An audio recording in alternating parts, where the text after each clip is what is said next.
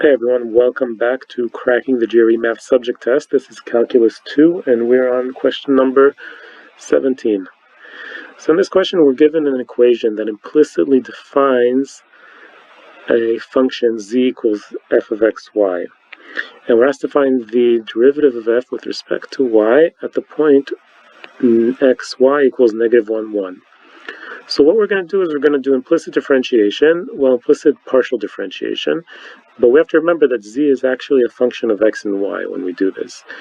So let's see, if we write our equation, x cubed z to the fifth minus y squared z cubed minus 3xy equals 1, and now we're going to differentiate both sides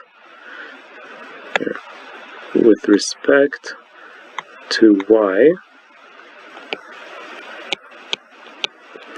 Well, what do we get? Let's see.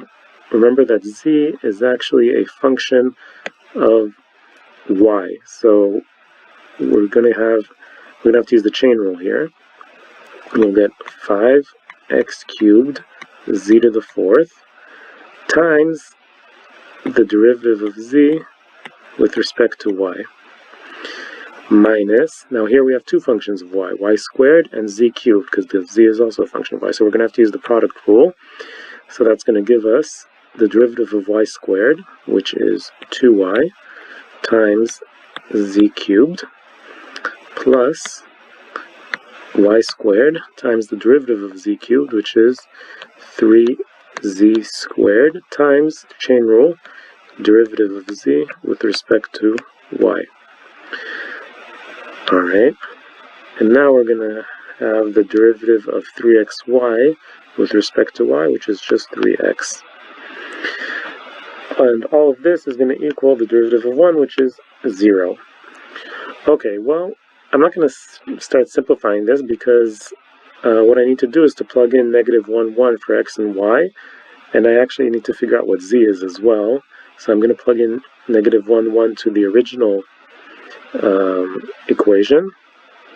Let's see, if I take this original equation and I plug in negative 1, 1, so we'll get negative 1 cubed, which is negative 1, times z to the fifth,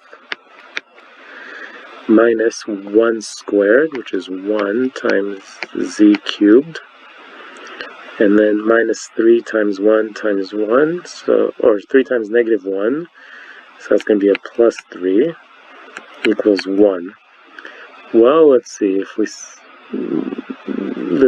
is the same thing as z to the fifth plus z cubed equals 2.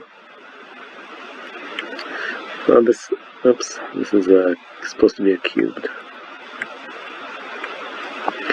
Well, by inspection, I'd say z is equal to 1, because 1 plus 1 is 2.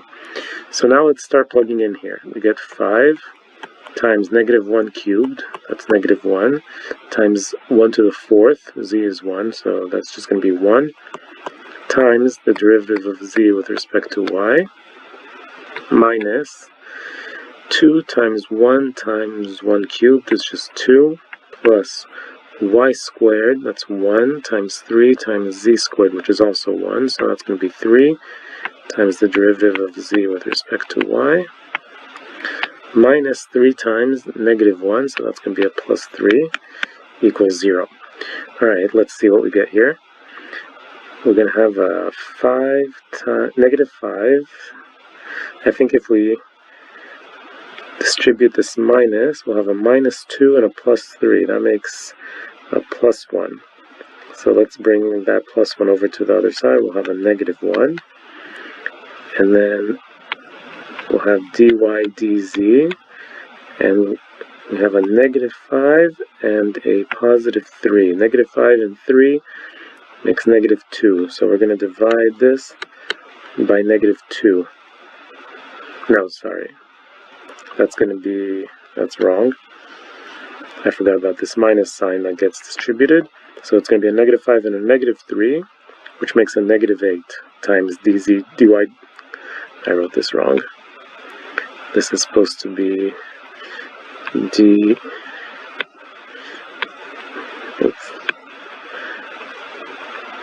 dz dy. So we have negative 8 dz dy, so we're going to divide by that. We get 1/8, which is answer D.